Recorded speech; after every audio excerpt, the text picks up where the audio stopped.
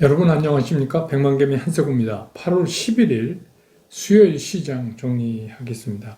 지난밤에 뉴욕 시장은 그 다우하고 나스닥이 서로 방향을 달리하면서 끝나는 그런 모습을 보였습니다. 아무래도 이유는 그 인프라 관련 법안, 1조 달러짜리죠. 그게 상원에서 69대 30으로 이제 통과가 돼서 이제 그게 그동안에 시장에서 그 우려했던 바이러스 우려를 그냥 상쇄시켜버리는 그런 모습을 나타냈어요. 그래서 다우는 0.46% 올랐고 또 나스닥은 오히려 이제 그러니까 0.49% 빠지는 이제 그런 모습을 보였고 S&P 500은 0.1% 정도 플러스 나는 그 정도에서 끝났습니다. 10년 만기 그 미국 국채 금리도 1.342% 수익률이 그래서 1.3을 이제 넘어서고 유가도 다시 상승하는 쪽으로 방향을 잡았습니다.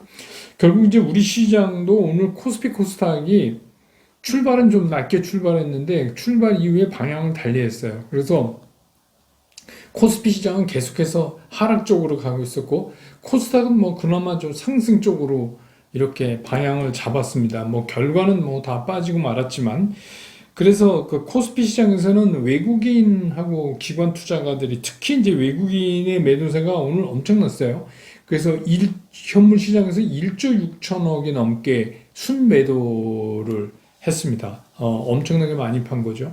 예, 그렇게 됐고 개인만 순매수를 했는데 개인이 코스피 시장에서 1조 7,780억 이상을 순매수를 했어요. 그러니까 결국 오늘은 이제 뭐 외국인하고 개인이 전투를 벌였다 이렇게 보는 게 맞는 얘기죠. 기관은 뭐 1,900억 정도 팔았으니까.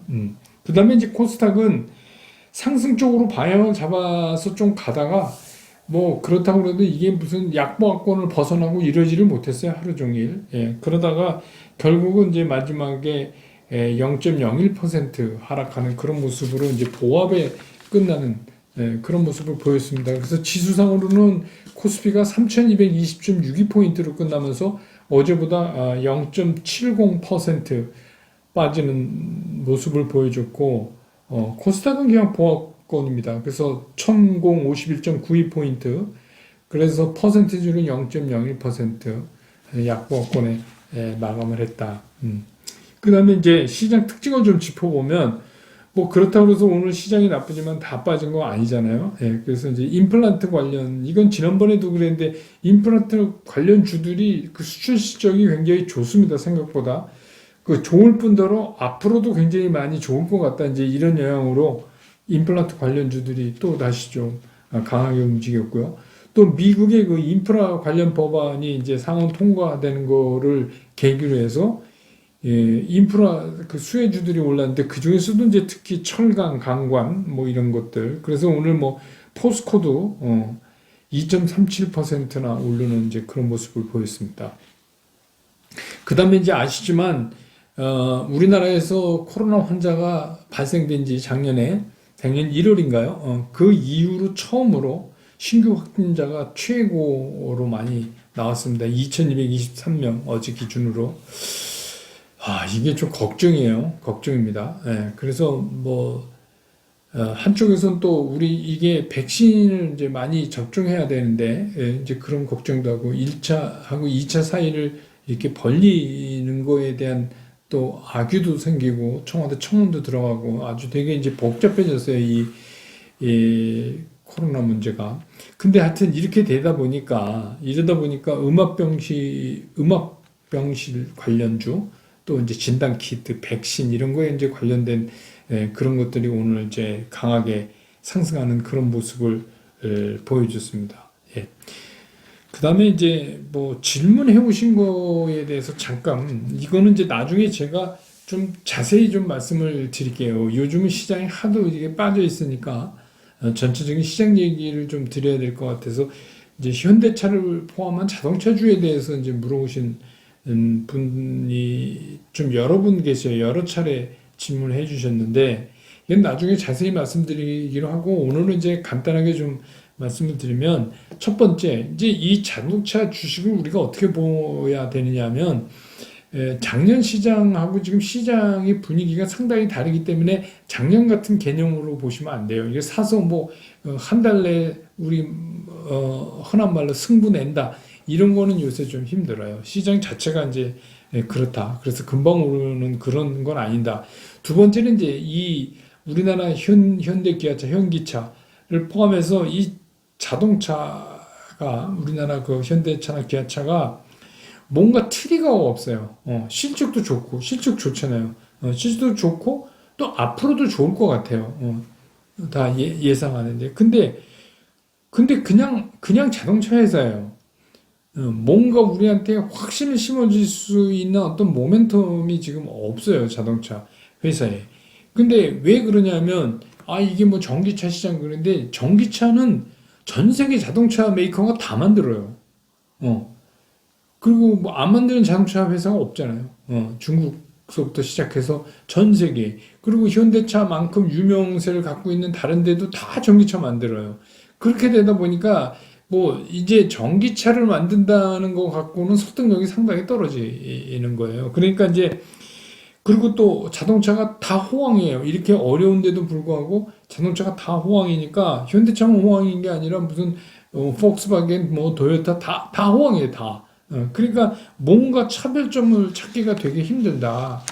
그래서 실적도 좋고 앞으로도 좋을 것 같고 나쁜 건 아닌데 뭔가 그렇다. 그러니까 뭔가 좀 자율주행이라든지 아니면 진정한 어떤 그 모빌리티에서 한 발 앞서가는 뭔가가 필요하고 아니면 이제 최근에 현대차나 기아에서 이제 계속 전기차를 나왔는데 이것들이 이제 시장에서 다른 회사의 전기차에 비해서 되게 좋다.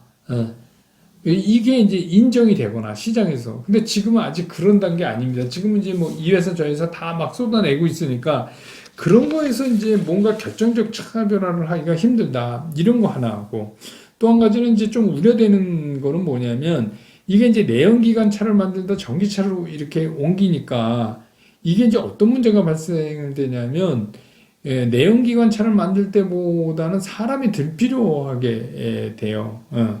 그렇게 되면 이제 이게 노조와의 문제가 또 이게 남아 있어요. 근데 이런 것도 이제 상시적인 걱정이죠. 그래서 이것도 이제 뭐 현명하게 어떻게 그건 뭐 비단 현대차뿐만 아니라 다른 데도 그렇겠죠. 근데 이걸 아주 슬기롭게 뭔가 그 해결안을 탁 먼저 던진다거나 뭐 그런 게 있어야 될 것 같다. 그래서 분명히 뭐 투자하기도 좋아요. 현대차, 뭐 기아차 다 좋습니다. 근데 이제는 그렇다면 이거를 조금 긴 호흡으로 봐야 되는 거 아니냐 이렇게 생각이 들어요. 그래서 이게 어느 정도 세계적인 그 마켓시어를 차지하고 있는 그런 회사이기 때문에 뭐 이게 털썩 주저앉거나 뭐 이렇다고 볼 수는 없지만 빨리 가는 거에는 조금 문제가 있을 수 있어서 어떻게 보면 그냥 롱텀으로 갖고 계신다 이러면 이제 뭐 지금 대형주들이 다 그래요.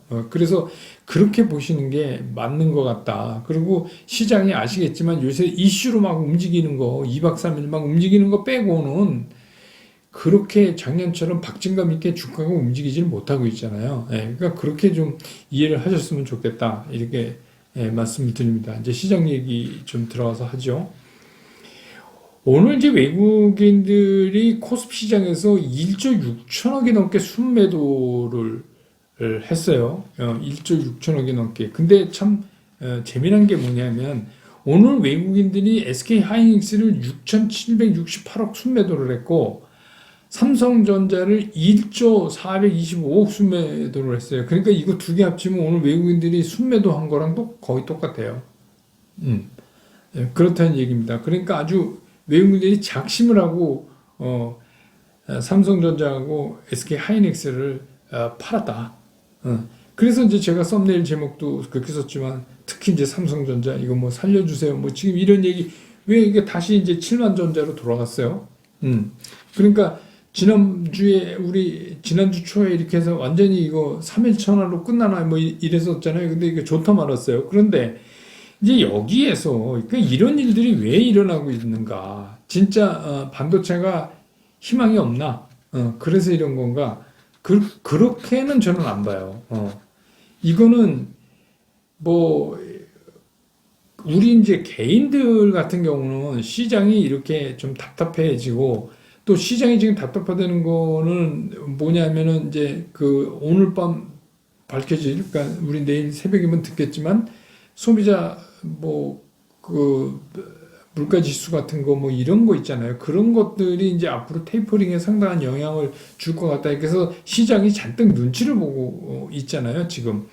그렇기 때문에 이런 시장에서는 사실 돈 벌기가 힘들죠. 그런데 우리 개인 같은 경우는 무조건 주식을 사서 올라야지 돈을 벌죠. 물론 이제 뭐 일부 인버스 같은 거 사시는 분도 계시지만 이게 일반적이라고 얘기는 할 수 없잖아요. 그러니까 개인들의 경우는 일반적으로 주식을 사서 올라서 팔면서 수익을 내는 이런 구조인데 외국인들은 그렇지가 않아요. 외국인들은 사실 이런 그 현물을 사서 파는 거보다 어떠면 못지않게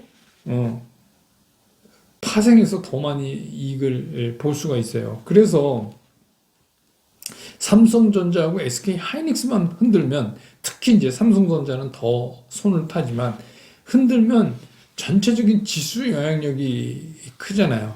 그러면 우리가 이제 그 추정 지수가 코스피 200인데 그거를 갖고 우리가 지금 한국 그 선물을 하고 있잖아요. 근데 이제 오늘도 선물에 지금 집계 끝나지 않았지만 외국인들이 한 6,860억 정도 순매도를 했어요. 그러면 이제 그 9월에 만기되잖아요. 7, 8, 9. 9월에 만기되는 이 근월물 이거에 대한 누적이 6월 11일부터 누적이 외국인들이 2조 4천억 넘게 판 거예요. 2조 4천억 넘게. 예. 매도 측에 서 있단 말입니다. 그게 뭐예요? 그 다음에 개인이 1조 3천, 기관도 1조 3천 순매수에 걸려 있어요. 지금 선물 시장이 그렇게 돼 있어요. 그러니까 우리가 이제 이게 연동이 크다는 거는 뭐냐면 선물을 팔면 얘네들이 삼성전자를 팔아요. 그래서 여러분 지난번에 삼성전자 지난주에 오를 때 기억하시는지 모르지만 그때 삼성전자가 그 7만 8천 선상에서부터 쫙 다시 8만 원 넘어서 갈 때 보면 얘네들이 선물을 엄청나게 사요. 동시에. 그러니까 그 얘기는 오늘 같은 경우도 보면은 지금 약간 콘텐콘 상태거든요. 그게 뭐냐면 선물이 현물보다 비싼 거예요. 근데 이제 두 가지 경우죠. 선물이 현물보다 비싸지는 이유는 뭐냐면 현물이 떨어져도 그런 현상이 일어나잖아요. 상대적으로. 근데 오늘 저렇게 갖다 패는데 무슨 수로 버티겠어요. 그러니까 무슨 얘기냐? 쉽게 얘기하면 저 외국 애들은 시장이 어떻든 간 돈 번다. 시장이 어떻든 간 무슨 수를 써서든지 돈 번다. 그러니까 그런 삼성전자를 놓고 무슨 D램 가격이 4분기 뭐 피크아웃이 어떻고 이런 얘기하면 펀더멘탈로 저거를 완전하게 삼성전자를 설명한다는 것 자체가 좀 넌센스예요. 우리 시장은 지금 그렇게 돼 있어요. 그러니까 뭐 그런 것도 있어요. 뭐 D램 가격이 어떻게 되고 뭐 그런 것도 있지만 사실은 그게 아니라 삼성전자가 어떻게 보면 이 지렛대 역할을 하는 거죠. 파생을 운영하는데. 그래서 이제 저렇게 손이 많이 타는 거예요. 그래서 여러분 아시지만 쟤네들이 외국 애들이 선물을 매수를 강력하게 들어올 때 보면 꼭 삼성전자가 거의 틀림없이 올라가요. 그래서 이제 외국인들 입장에서 보면 아시아권에서 그래도 만만한 시장이 우리하고 대만 시장이에요. 우리하고 대만 시장이 그래도 만만하죠. 그래서 어떻게 해서든지 상황이 어떻게 돼도 돈을 만들어 나가는 게 이제 얘네들이 하는 거죠. 게다가 이제 얘네들은 뭐 공매도까지 막 있으니까. 그러니까 이제 근데 그런 상황이 뭐 꼭 우리한테 나쁘다 이런 게 아니라 우리는 처음부터 그런 상황인지 알고 주식 투자를 하는 거죠. 그건 뭐 어쩔 수가 없어요. 그래서 주로 이제 우리나라나 대만의 시장에 이렇게 참여하고 있는 외국인 자금은 그 외국인 자금 중에서도 비교적 모험심이 좀 강한 자금이다 이렇게 말할 수 있어요. 그게 맞는 말입니다.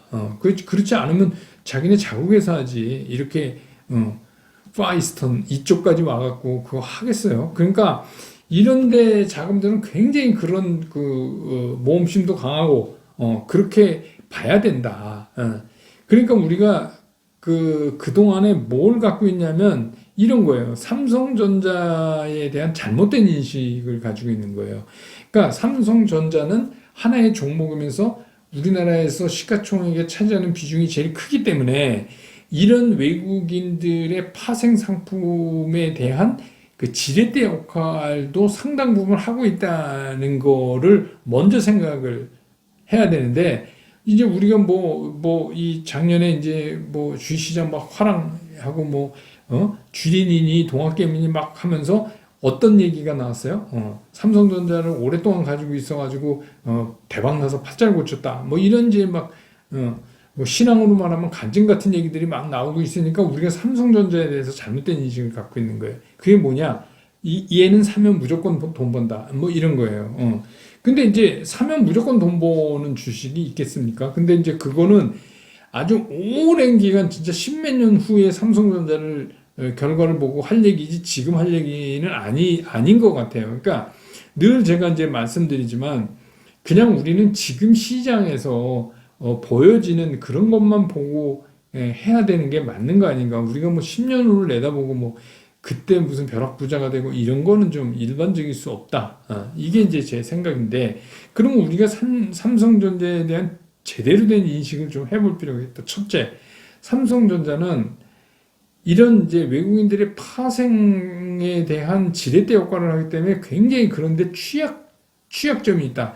그러니까 본래 펀더멘탈과 다른 이유로 움직일 가능성이 크다. 그 움직임 가능성이 뭐예요? 그게 수급이죠. 오늘 보세요. 오늘 제가 말씀드렸잖아요. 삼성전자를 단일 종목을 이 회사 무슨 부도나는 것도 아닌데 1조가 넘게 내 현물을 패버리고 거기다가 선물을 6,800 거기 7천억을 내리 퍼붓잖아요. 거기다 하이닉스도 6,768억을 순매도를 했어요. 그리고 오늘 개인이 삼성전자를 1조 1,376억을 순매수를 했어요. 그러니까 이제 개인들이 들어가서 사셨는데, 그거 잘 사셨어요. 지금 가격에 사시는 거 저도 맞다고 생각하는데, 무슨 얘기를 하려고 하냐면, 구조적으로 지금 외국인들이 수급을 가지고 흔들면서 지금 이제 그런 현상이 나타나고 있다. 이런 거예요. 그러니까, 기관은 한 1,180억 정도 삼성전자, 순매도, 한 거예요. 그러니까 기관은 되게 몸살이고, 외국인은 패고, 개인은 받고, 이런 현상이 이제 일어나요. 근데 이런 현상이 왜 일어나느냐? 그럼 외국인들이 삼성전자 이제 비전이 없다, 이래서 하는 거냐? 그게 아니라 얘네는 파생으로 돈을 벌기 때문에 그 지렛대 역할에서 이렇게 해서 탁 흔들면 돈을 벌 수가 있잖아요. 그렇죠. 그러니까 그런 겁니다. 그래서 어떤 분들 그런 얘기 하세요. 이게 시장이 완전히 외국인들 마음대로 하는 거. 아니, 이게 이 마음대로 하는 게 아니라 언젠가도 제가 말씀드렸잖아요. 시장이 원래 그래요. 외국인들은 큰, 수만 톤급 배고 우리는 요 조그만 낚싯배일 수밖에 없다. 그런 걸 처음부터 인지하고 해야 된다. 이제 그런 말씀이에요. 그래서 삼성전자에 대해서는 우리가 그 두 가지 매매 패턴 중에서 하나를 골라야 돼요. 그게 이제 우리가 삼성전자를 대하는 태도예요. 뭐냐면, 아무리 삼성전자라도, 필요하면 트레이딩도 해야 돼요. 그러니까 오늘 떨어지면 사서, 이게 올라가면 또 팔고, 이거를 해야 돼요. 아니면, 일정 부분만이라도 그렇게 해야 됩니다. 아니면, 일정 부분만 하죠. 그리고 만약에 그 방법이 아니다. 그럼 뭐냐? 그냥 이런 거 저런 거 따지지 말고 우리 흔히 하는 말로 존버가 답이다. 그냥 버틴다. 그래서 아주 긴 호흡으로 그냥 한 켠에 삼성전자 사서 한 켠에 밀어놓고 난 당분간 안 볼랜다.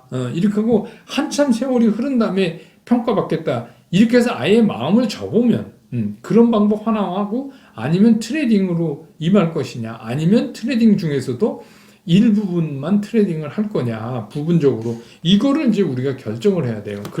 그래서 나는 삼성전자를 어떻게 취급한다 하는 게 정해져 있지 않으면 아마 계속 힘들 거예요.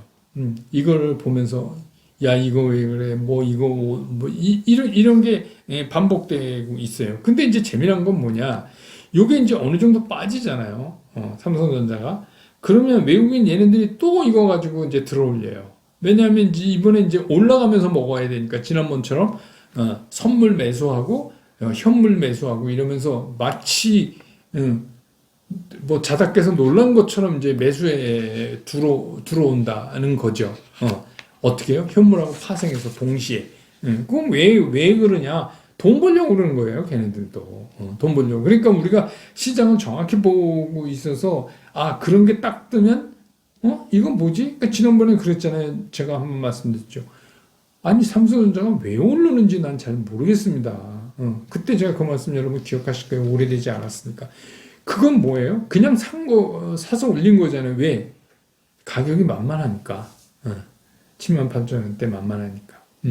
그러니까 거기서 이제 주의해야 될 게 뭐냐. 제가 그때 그랬잖아요. 삼성전자를 취급하는 방법. 포트에서 30% 이상 넘어가는 분이 추가적으로 더 사시지 마실 것. 뭐 이런 거 얘기했잖아요. 그런 거예요. 그러니까 만약에 그때 여기 올라간다 그러면 30% 넘는 거는 일부 떨어서 익절하고, 그래, 사줘서 고맙다. 익절하고 나는 내 포트에서 일정 부분 내가 정한 부분만 삼성전자 가지고 이건 어떻게 해요? 존버하겠다. 뭐 이런 전략이 이제부터는 필요하다. 근데 이 삼성전자도 이제 이재용 부회장이 결정은 났지만 금요일 아침에 나오잖아요. 가석방 되면 이제 제가 늘 말씀드리는 삼성전자는 여기서 외형을 키우려면 M&A 해야 돼요. 이걸 해야 되니까 이제 그런 거가 빨리 가속화되고 그리고 몇 군데 회사 얘기가 있었잖아요. 이제 그런 것들이 빨리빨리 되고 그다음에 이제 제가 브런치 카페에서 말씀드렸던 이 파운드리 이쪽을 강화하기 위해서 해외 투자 이거 많이 하고 이렇게 해야지 또 그렇게 환경이 조성되면 이건 또 다시 움직일 수 있어요. 그래서 뭐 어떤 상황에서 봐도 지금 가격대, 그러니까 8만 원 이하에서는 삼성전자는 사도 되는 종목은 분명하다. 그러니까 너무 거기에 제가 그랬잖아요. 매매하지 않으면 손해도 아니고 이익도 아니에요. 그냥 그런 거예요. 기분만 그런 거예요. 그러니까 이제 오늘 같은 그런 상황에서 보면 상당히 기분 언짢죠. 언짢지만 어차피 이거는 뭐 얘네들이 이제 파생 때문에 그렇게 하는 거니까 그렇게 인식하시면 되고 시장 전체가 당연히 그러다 보니까 지수가 밀리죠. 그래서 뭐 뒷걸음질 쳤지만 어제도 말씀드렸지만 너무 걱정하실 필요가 없어요. 이렇게 돼야 오를 수가 있어요. 그래도 아직도 3220이잖아요. 어제도 제가 말씀드렸지만 또 내일 아침에 이제 우리한테 전해진 미국의 이제 소비자 물가 지수에 따라서 시장에서는 이제 또 한 번 유동성 긴축에 대해서 거론될 가능성이 있어요. 아무래도 거론될 것 같다는 그 느낌을 지울 수가 없는데 그건 이제 내일 아침에 보면 알 수 있을 것 같고 그래서 우리는 이제 그런 변동성에 대비하는 것 중에서 가장 좋은 방법이 뭐냐면 일정 비율의 현금 보유예요. 제가 계속해서 말씀드리지만 일정 비율의 현금을 갖고 계시면 되게 편안해진다. 그래서 지금 그걸 갖고 함부로 이렇게 매수하지 마시라. 이게 조금 이랬다고 함부로 매수하지 마시라. 제가 계속 그러잖아요. 그래서 어떻게 해요? 느리게 걸으시죠. 느리게 걷죠. 그래서 좀 이번 달은 우리 느리게 걸으시자고요. 그게 맞는 거예요. 조금 느린 게 납니다. 지금은. 빨라봤자 손해 나요. 그래서 이럴 때는 좀 느리게 걷는 거 연습도 하시고 그렇게 너무 진짜 일희일비 하실 필요가 없는 시장이다. 이렇게 되고 만약에 이제 미국에서 뭐 유동성 축소에 시그널을 준다거나 하면 거기에 대비하는 거는 제가 또 다시 풀어서 내일부터라도 말씀드리기로 하고 이번 주 브런치 카페에서는 이번 주는 연휴잖아요. 그러니까 연휴 때 브런치 카페 못 보신 것 좀 보세요. 그래서 브런치 카페는 제가 그 ESG 요새 여러분 얘기 많이 나오는데 뭐 이 조미료는 MSG인데 ESG는 또 뭔가 뭐 이런 메타버스 같이 그래서 이것도 좀 설명을 드리려고 그래요. ESG는 뭔가 이거 알고 계셔야 여러분 투자하실 거 아닙니까? 그래서 이번 주 토요일 날 브런치 카페에서는 ESG를 설명드리기로 하겠습니다. 오늘 영상은 이렇게 줄이고요. 내일 또 이제 시장 끝난 다음에 정리해서 다시 여러분 곁으로 돌아오겠습니다. 여러분 고맙습니다.